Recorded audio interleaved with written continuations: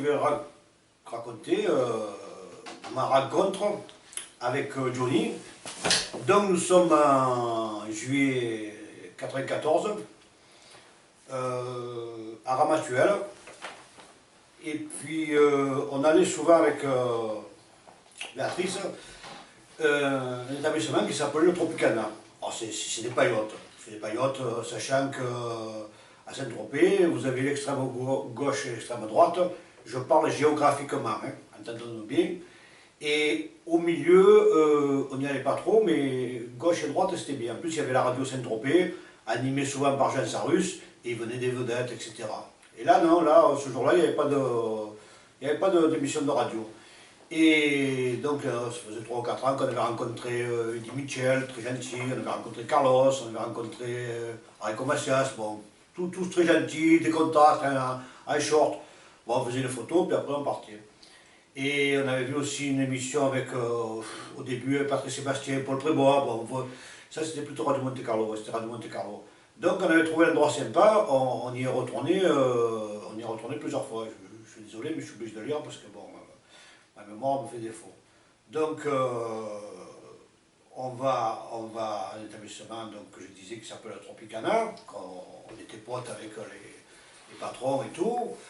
Et puis, à un moment donné, je dis à ma compagne, mon ex-compagne, je lui dis, écoute, je vais faire un tour, je vais voir un peu s'il n'y a pas une vedette dans une autre paillote.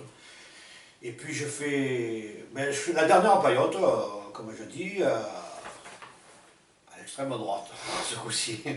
Et donc j'arrive, et puis je vois, mais alors il n'y avait pas grand monde, c'était mois de juillet, mais une semaine. Je vois une petite fille de loin qui prenait des photos, de loin. C'était alors quelqu'un de connu. Et je vois comme un soleil, je vois un blond, et j'ai dit c'est Johnny. À moins que ce soit François Valéry, mais c'était bien Johnny, parce qu'il y avait une anecdote à ce sujet-là il y a quelques années. Et donc, je vais chercher ma compagne, et je lui dis écoute, il y a Johnny, on va y aller. On arrive, parce qu'on venait de manger, on n'a pas remangé, donc on boit un orangina tranquille, bon il faisait chaud, hein. Ça suffisait. Et au bout d'un moment, je me dis, bon, maintenant, je vais aller voir Johnny. Alors, il y a deux solutions. Ou il m'envoie maladie, et là, je jette tous les disques, en fait, façon de parler, je vends tout, il n'y a plus de Johnny, ou alors ça se passe bien.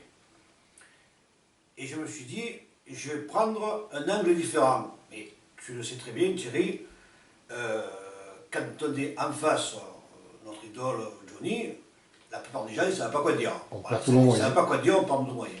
Et moi, comme j'habite Carry-le-Rouet, et qu'on connaissait un peu Jean-Pierre Foucault qui venait de s'installer il y a quelques années, on connaissait un peu, hein, c'est pas... Spontanément, je dis bonjour, on est des amis de Jean-Pierre Foucault.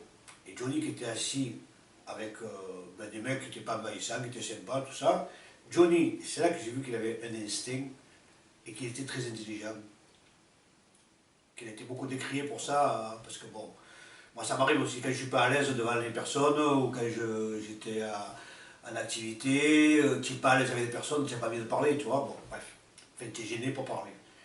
Et je lui dis donc, ça, cette phrase, mais ça m'est venu comme ça. Je lui dis, on est des amis Jean-Pierre Foucault. Et il se tourne et me dit, des amis de qui? Quand il m'a dit ça veut dire, toi, tu me prends pour un imbécile, bon, en parlant poliment. Donc, j'ai retourné dans ma tête la question, et j'ai dit, bon, en fait, de compte, on voudrait te faire signer ce magazine. En fait, c'est un magazine du club qui venait de sortir, du club Johnny, dont j'étais adhérent, comme beaucoup de fans. Ouais. Et il me dit, Johnny Hallyday me dit, tu me le prêtes, je ne l'ai pas lu. Alors, l'entrée en matière, je veux dire, il n'y a pas mieux. Magnifique. Donc, je lui prête, je retourne au comptoir, on filme l'Orangina.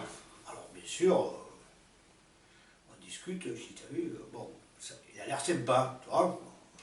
Bon, il finit, il regarde les images, et il montrait à ses collègues, et il rigolait. Il dit, oh, tiens, parce que bon, c'est un peu, il s'écoute peut-être pas souvent lui, il se le dit pas lui, mais quand quelqu'un, une personne lui montre le livre, c'est sûr que ça l'a fait marrer, quoi, parce qu'il n'a pas tout de lui, quoi. C'est la façon de dire. Et après, donc, il m'appelle. Et je dis, c'est là que je vais prendre un angle bien que tremblant dans ma tête, un peu à l'extérieur aussi, ma timidité maladive qui n'était pas encore guérie, comme on dit.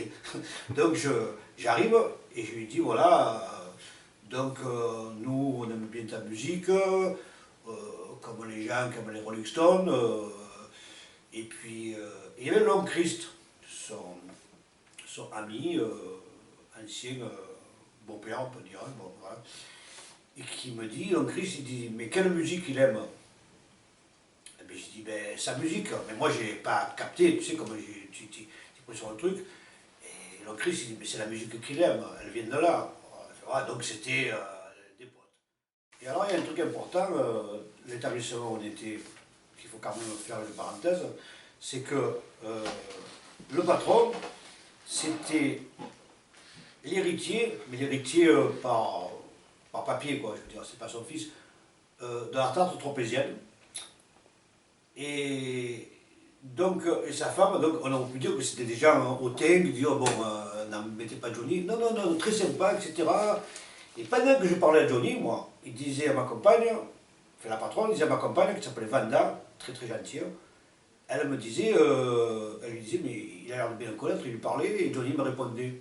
Tu vois, donc le courant est passé, comme on dit. Après, donc il m'appelle, Johnny, et il me dit, bon, il me rend le magazine, puis je lui demande de lui signer.